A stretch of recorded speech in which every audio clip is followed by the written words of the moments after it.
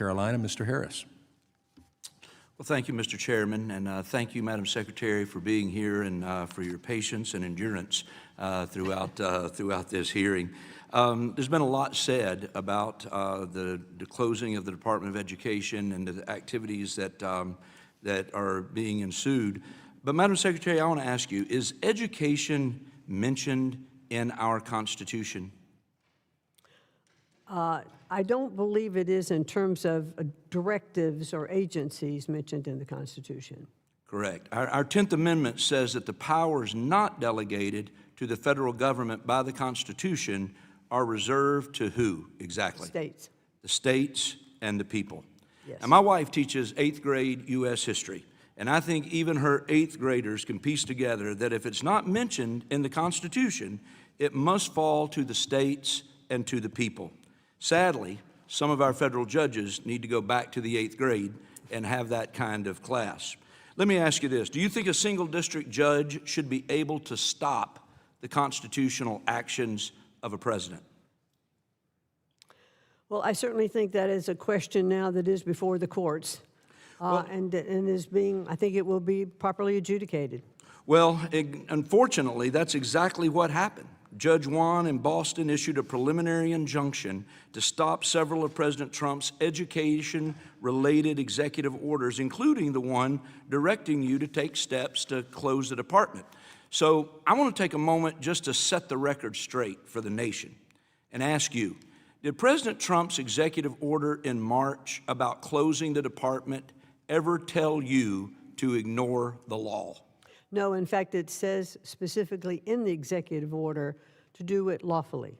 Exactly. It very clearly says, and let me just quote it for the record, the Secretary of Education shall, to the maximum extent appropriate and permitted by law, take all necessary steps to facilitate the closure of the Department of Education and return authority over education to the states and local communities while ensuring the effective and uninterrupted delivery of services, programs, and benefits on which Americans rely.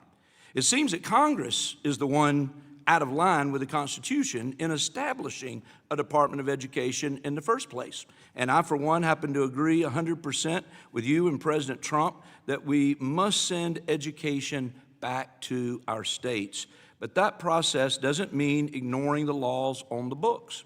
So what steps have you taken to follow the Constitution and carry out President Trump's lawful order to move the Department of Education toward closure? Well, what I've said from the beginning, in fact, in my confirmation hearing, when I was asked specifically, I said I would like to work with Congress as we look at the plans for shutting down the Department of Education and which of those agencies can carry out the obligations that are currently now funneling through the Department of Education. So it was always my goal, and will continue to be my goal, as I know it will take congressional action to close the Department of Education, to work with Congress to do that. So are there any specific needs from Congress that you have that you would ask us to help in accomplishing your task? I think they will come as we want to sit down, as we lay out more the plan and the timeline, you know, for where we think different agencies could accommodate the role right now of the Department of Education. Okay. On another subject, Madam Secretary, do you agree that it is a privilege for foreign students to attend American universities and not a right? I do think it is a privilege. And do you agree that it's a privilege for universities to enroll foreign students, not a right? I think the right, the education here in our country, I think it is a privilege for those foreign students to come and attend our universities. And do you agree that the safety of American students should be a top priority, especially when considering who to let on campus? Yes, I do. Well, recently, the Department of State announced a temporary pause in interviews for student visas with plans to update the policies on screening, even social media for applicants. And this comes after we've seen just the incredible rise in the violent and anti-Semitic protest on college campuses across the nation. And I want to ask you in just a closing seconds, has your department noticed a connection between schools that fail to follow the law and report foreign donations and the prevalence of anti-Semitism on campuses? Well, one of the things that we've asked, in fact, this is exactly one of the issues that came up with Harvard. So we are looking at all universities now and investigating to make sure that under that Section 117, they are, as they are required, reporting the amounts and sources of those donations to the universities. Excellent. Well, thank you so much again for the work that you're doing. And Mr. Chairman, with that, I yield back my time. I thank the gentleman.